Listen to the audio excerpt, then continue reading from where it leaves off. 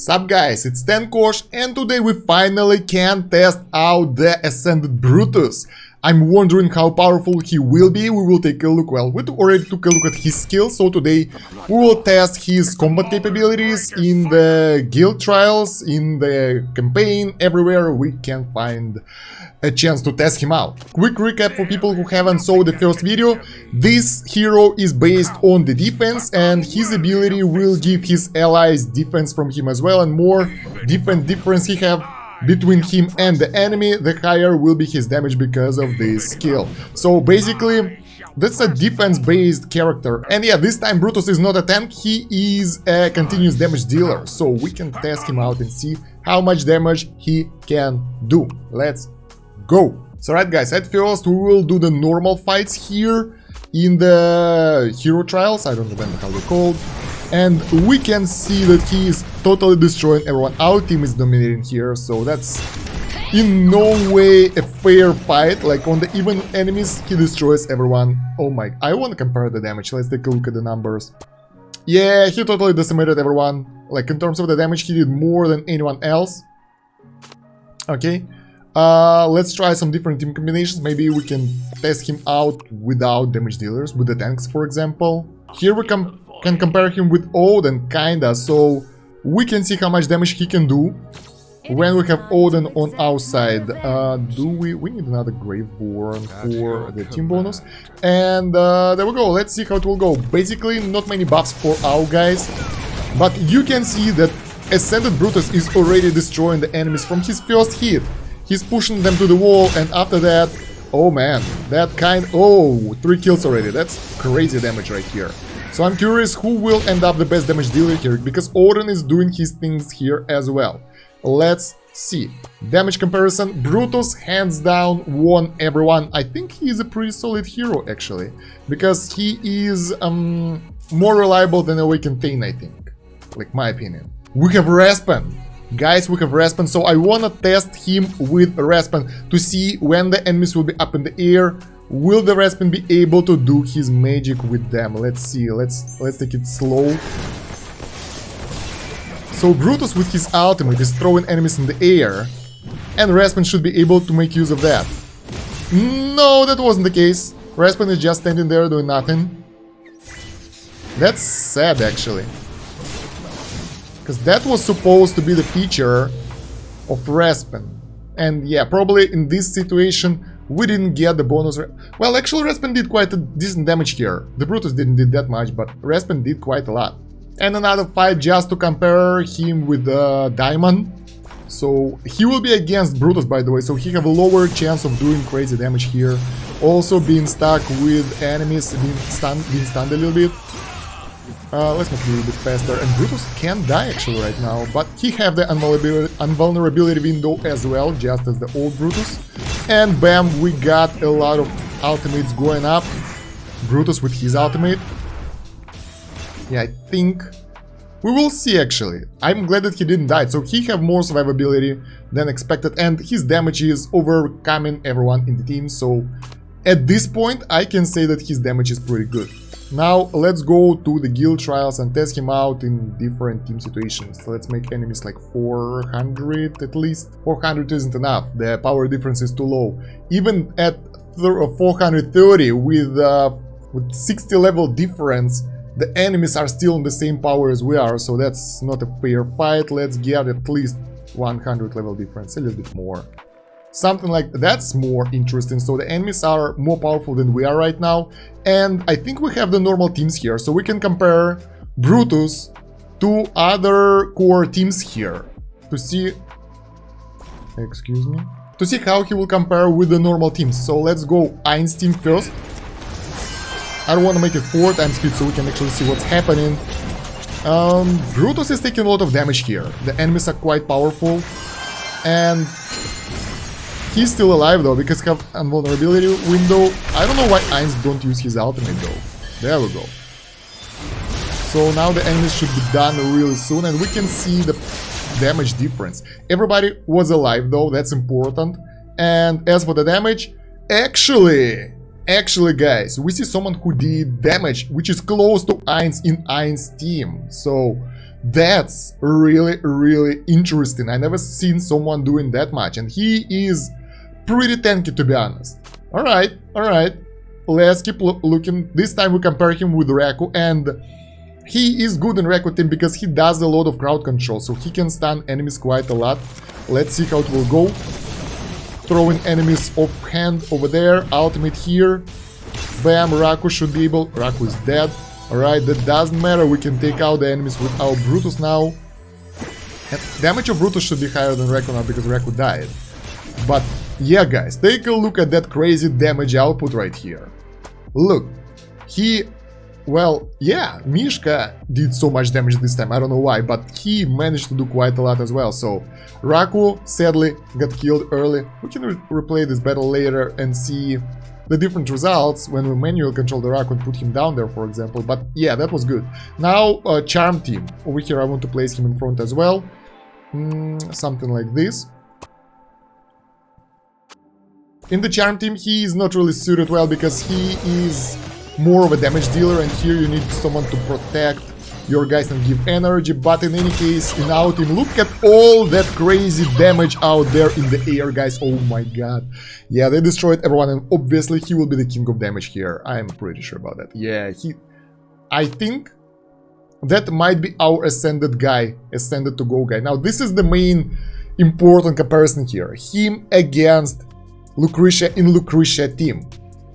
I don't know if that will work though, because that team was tested at the lower difficulty. Yeah, it will work. First of all, he does AoE damage and stuns enemies. Second, he pulls them all together, so he's doing the same stuff as Lucretia. And now he did more damage than Lucretia in Lucretia team.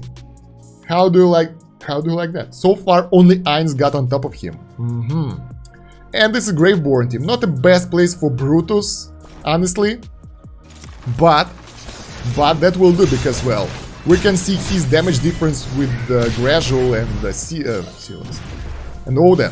We have Odin, so we can compare the damage difference. Because this fight is taking longer than the one we tested beforehand, the normal fights. And honestly, if he will overcome guys here with the damage, that will be really cool. Because all of them, like, the fight was really long. Yeah, we got the high score, nice.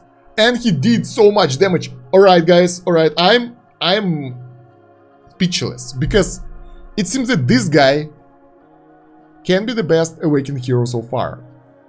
Because his damage output is so high. Let me know in the comments if you tested him out yourself and what do you think on the high difficulties, high level deficits, if you are whale or something, if you know the info. Because right now, I'm hyped. I'm really looking forward to this guy.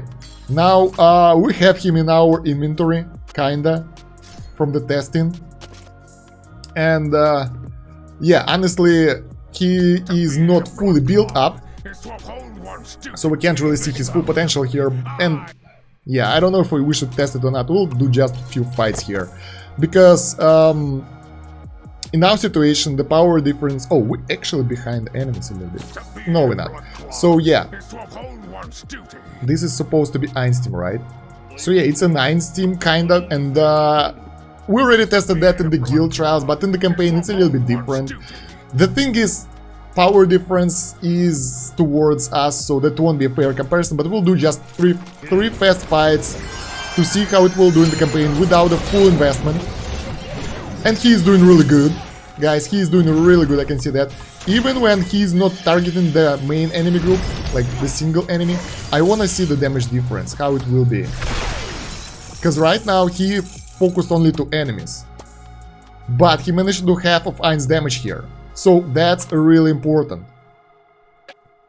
Now I wanna try him in the different team as well.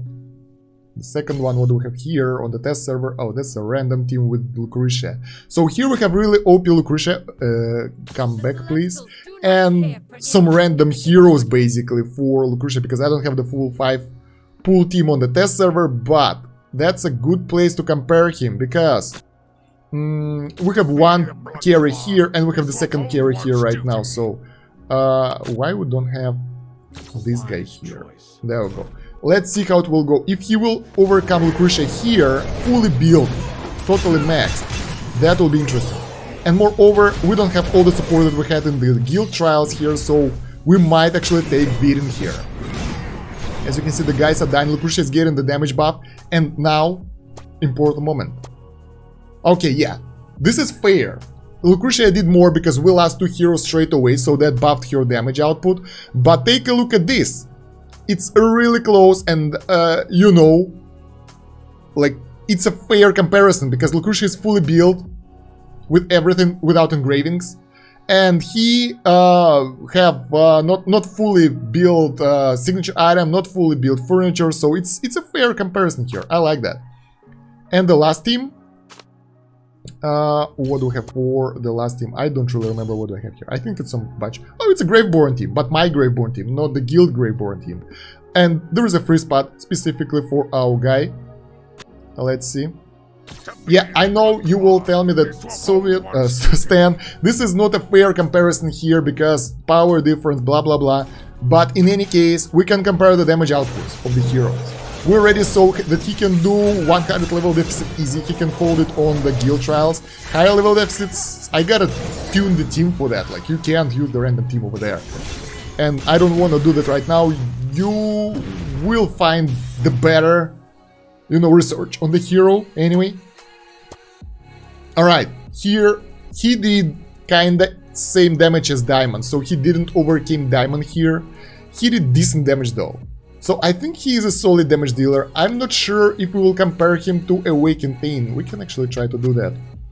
We can try to do that in the guild trials. Hopefully here Thane won't be insta-killed. Let's switch this guy to the top area, and I wanted to test Raku again with the manual. So if Raku won't die, I wonder what will be his damage output. There we go, the Brutus ultimate is happening already. Bam, everybody is flying. Then the Thane ultimate.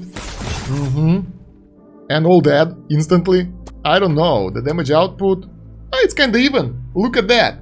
The damage output is kinda even when both of those guys are still alive. But I think if we will get Thane his awakening skill up, the damage of Thane will be better, I think. I'm not sure. Let me know what you think about that situation in the comments. And yeah, I actually really like his output, his damage output so far. Now, as for the teams that he can be useful in, that's an interesting question. We already saw that he is performing pretty well in most teams. He is a really good fit if you want to boost your Lucretia team. I don't know if you want to do that though, because Lucretia is powerful as she is, but his ultimates that kind of pull enemies close, other than the one that throw enemy away, are pretty good. So that's putting enemies together, and he can kind of do quite a lot of damage, and he can be a tank as well, because he have invulnerability window that will allow Lucretia to build up to start using ultimates as well. So that's one of the options I can see. Then Charm team, obviously yes, because he will buff that team with survivability instead of normal Brutus. Good place. And his damage output is really good as well. His survivability is lower than the normal Brutus though, kinda, because, well, he doesn't have that huge invulnerability window. But he will buff this team quite a lot. He will put enemies away and let Charm to do her things, so Mihira will be able to do her things here, no problem. As for the Raku team, I'm not sure. He is a good fit for this team, but some why I didn't manage to figure out if Raku can use that. Let's try it again, actually. Where is Tessie? Okay, this time we will do it slow on manual, so we will use all the skills, but Raku's. That way, Raku can exploit his things, right? Oh my god. What a misclick.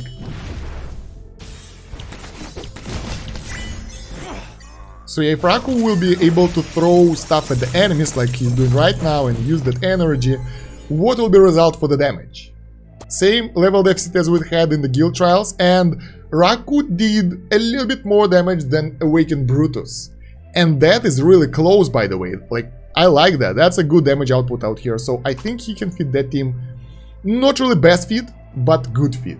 Ein's team, probably not. Ein's team is already full of dimensionals, so you don't really want anyone else here. And Graveborn, probably not.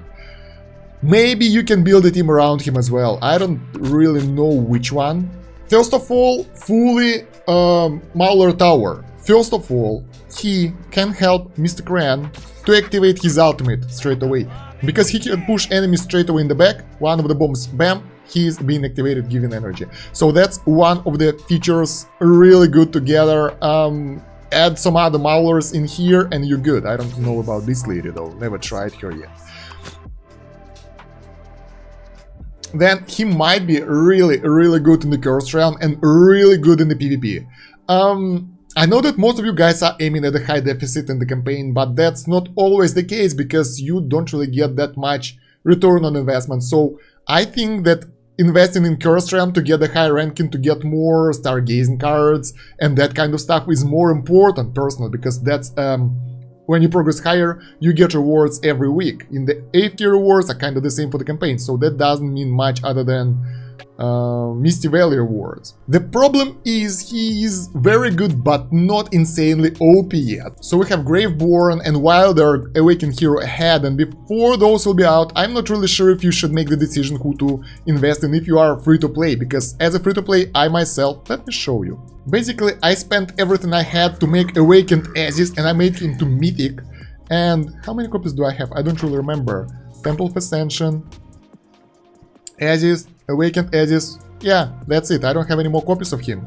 So I will need six more copies, I think, in order to get him to Ascended. And that will be really expensive, and I spent everything I've got. So right now, in Time Emblems, I have 100 emblems, so that might be enough for maybe 2 pulls or so. So guys, I advise you guys still to save those up before you will be sure, if you are free to play obviously, before you will be sure that that's the hero that you want. As for the artifact, that's a warrior hero, so he have the warrior artifacts. Chaosbringer might be a good option because he hits quite often. Then we have the Carnage and this thing, Paladin of Burning Fury. I think Carnage would be a good option. That would make him something like the normal Brutus, because when his health fall down, he will get haste and life leech bonus, and there is attack speed and attack here. So all in all, that will allow you to recover Brutus quite often.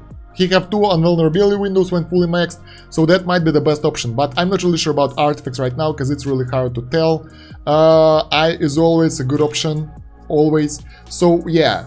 Sorry about that today, I'm not sure about the artifacts for this hero. So what are my overall thoughts on our Awakened Brutus? That's a really good hero. I think tier list wide, he will be higher than Awakened Pain for me, for all Awakened heroes. So right now he's a top tier Awakened hero for me, hands down. Like, I like the style of Aziz, I like how Awakened Telin looks like, but this guy is really useful in most situations, so he's more versatile and I can get only one Awakened hero. And I will have to build Aziz first before doing this, so 1 year before I'll get him.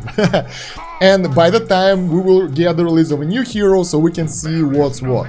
In any case, let me know in the comments what do you think about Awakened Brutus. While you're going there, don't forget to like the video and subscribe to this channel if you haven't yet.